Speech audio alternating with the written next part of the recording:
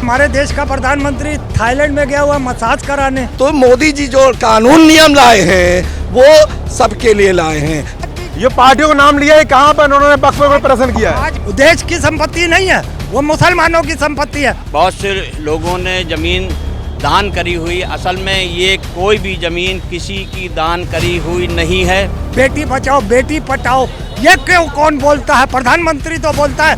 हम इस बिल का विरोध करते हैं। नमस्कार, स्वागत है आपका। आप देख रहे हैं सी न्यूज़ भारत। मैं हूं आपके साथ इशिता। वक्त हो गया खास खबर का। वक्फ संशोधन बिल को लेकर न केवल सत्ता और विपक्ष में घमासान जारी है, फिलहाल ये बिल दोनों सदनों में पास हो चुका है। इस बिल के पास होने को एनडीए सरकार की जीत के रूप में देखा जा रहा है, वहीं विपक्ष इसको सरकार की तानाशाही बता रहा है। तो मुस्लिम वर्ग में इस बिल को लेकर मिला जुला माहौल है, कोई इसे अच्छा बता रहा है तो कोई परेशान करने वाला। पर लखनऊ की जनता की क्या राय है इस बिल को लेकर, आइए सुनते हैं। वक्फ संशोधन बिल लगातार सियासत जारी है, फिलहाल लोकसभा में पास हो चुका है और राज्यसभा में यह चर्चा जारी है। उम्मीद की जा रही है कि भारतीय जनता पार्टी की सरकार, एनडीए सरकार इसको राज्यसभा में भी पास करा लेगी। पर वास्तव में ज़रूरत है, सियासत है या वोट बैंक की कोरी राजनीति है? चर्चा बहुत जरूरी हो। यहाँ पर वक्फ बिल संशोधन बिल पर चर्चा करने के लिए हम राजधानी लखनऊ के दारुल सभा में मौजूद है। जाने के लोग ही रह गए, क्या बोलेंगे? वक्फ संशोधन बिल लोकसभा में पास हो चुका है और राज्यसभा में चर्चा जारी है। बहुत सही बात है, मगर इतना जिम्मेदार एक ये बिल है, इतना जरूरी बिल है, उस पर हमारे देश का प्रधानमंत्री थाईलैंड में गया हुआ मसाज कराने, तो हमको पता चल रहा है कि ये क्या है। अब मैं आता हूँ वक्फ बोर्ड बिल। प्रधानमंत्री ने मसाज कराने, ये कौन सी शब्दावली है भाई? अगर यात्रा पे गए हैं तो आप बोल रहे हैं मसाज कराने का, ये कोई शब्दावली है? सोनिया गांधी जी के बारे में क्या बोले हैं, रेणुका चौधरी के बारे में क्या बोले हैं, झारखंड की महिलाओं के बारे में क्या बोले हैं कि अगर कांग्रेस आ गई तो तुम्हारी बेटी को उठा ले जाएंगे, बेटी बचाओ बेटी पढ़ाओ, ये क्यों कौन बोलता है? प्रधानमंत्री तो बोलता है। जब उसको आचरण में आ जाएगा। अब मैं कह रहा हूँ वक्फ बोर्ड पे, अब मैं बोलता हूँ वक्फ बोर्ड पे। वक्फ बोर्ड पे लोकसभा में पास हो गया, ठीक है, राज्यसभा में भी पास हो जाएगा। आपने कहा कि ये गरीबों का बिल है, ये मुसलमान महिलाओं का, उनके बच्चों का, उनके उद्धार के लिए। भाई आपकी चीज़ है जो उस पर कब्जा आप कर रहे हो, पहली बात। दूसरी बात, गरीब कौन है?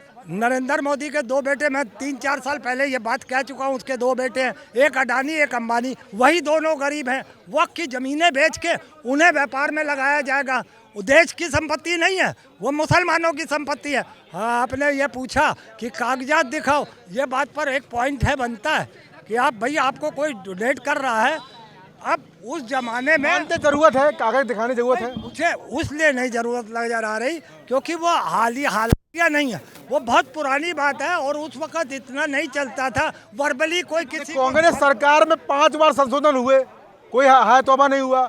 यहाँ संशोधन हो रहा है, तौबा कर रहे हो? नहीं, संशोधन कहाँ हो रहा? आप तो कब्जे पे कर रहे हो। संशोधन पे तो आप डिबेट ही नहीं करना चाहते हो ना सदन में। आप विपक्ष से डिबेट ही नहीं करना चाहते हो, डिबेट में उलझाए रहते हो, क्योंकि आपको पता है कि चंद्रबाबू नायडू और इसमें साथ देंगे।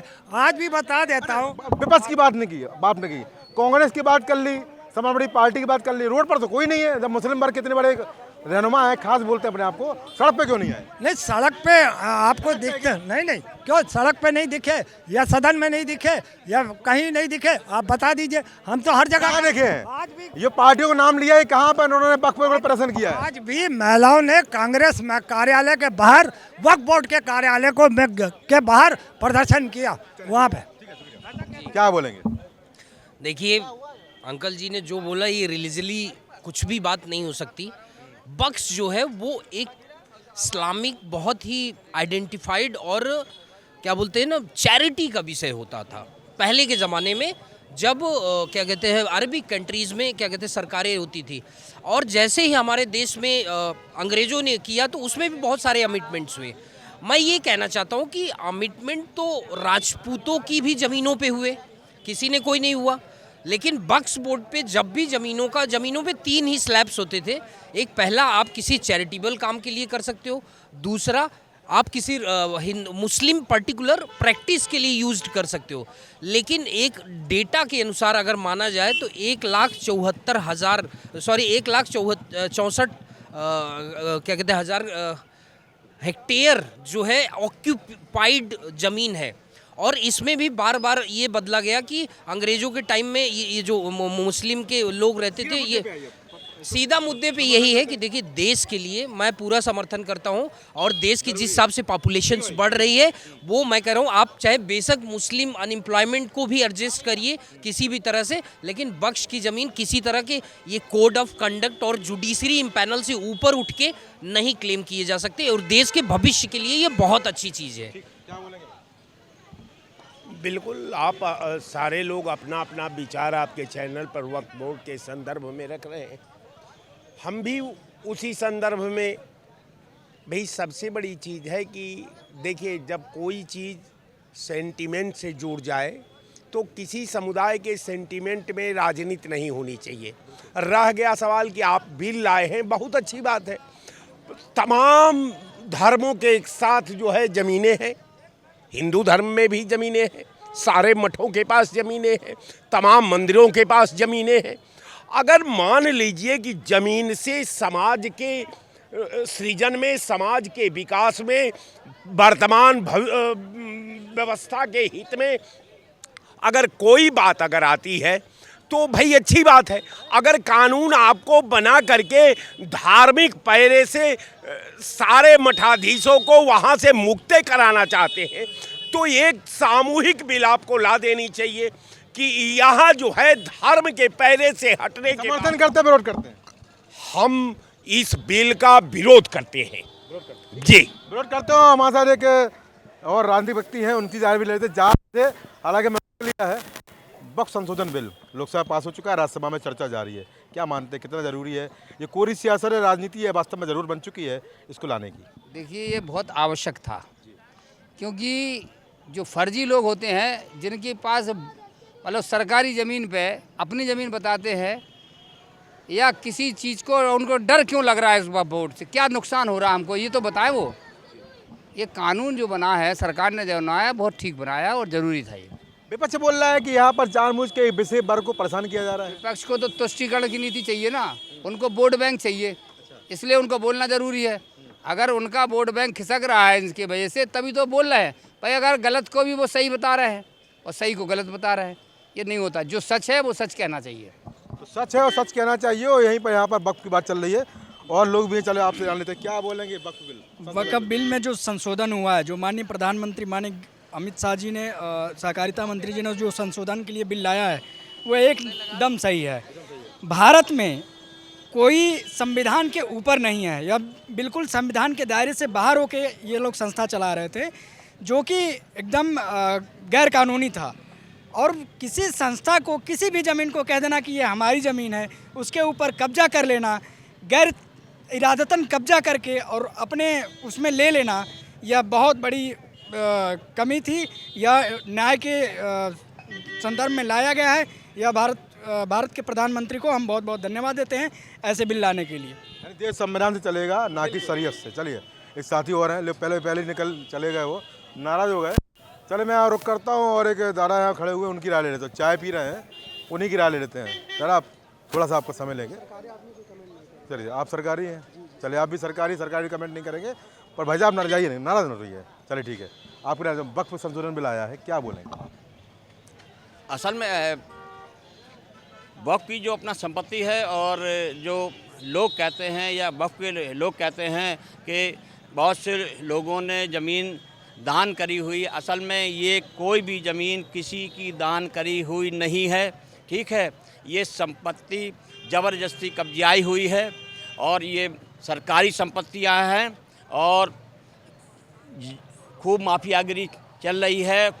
इन प्रॉपर्टियों को खूब बेचा जा रहा है, उसमें मॉल बन रहे हैं और हजारों करोड़ रुपए कुछ चंद पार्टी के नेता जो वक्फ बोर्ड के अध्यक्ष बने हुए हैं वो अपनी जेबें भर रहे हैं।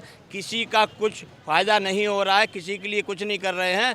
कोई स्कूल, कॉलेज, अस्पताल कुछ नहीं बना रहे हैं, केवल लूटमार मची हुई है। इसीलिए इस संशोधन के माध्यम से सबसे पहले प्रॉपर्टी का निराकरण होगा कि ये संपत्तियां आई कहां से हैं, किसने दान किया है, ये सरकारी ज़मीनें हैं या कहां से क्या आया है। सबसे पहले इस पे सोचा जाएगा, समझा जाएगा। कानून बन गया भाई साहब, सुन लीजिए, सोचा नहीं जाएगा, कानून बन गया है। और उसको अमली जामा पहनाने के लिए ये भ्रष्टाचार है ज़मीनों पे, जिसके पास जैसे कह रहे मोंडन के पास 1 कमरे का मकान है और आज उनके पास नहीं, किसी के पास भरमार है। तो मोदी जी जो कानून नियम लाए हैं वो सबके लिए लाए हैं, चाहे वो हिंदू हो, चाहे मुसलमान हो, या सिख हो, ईसाई हो।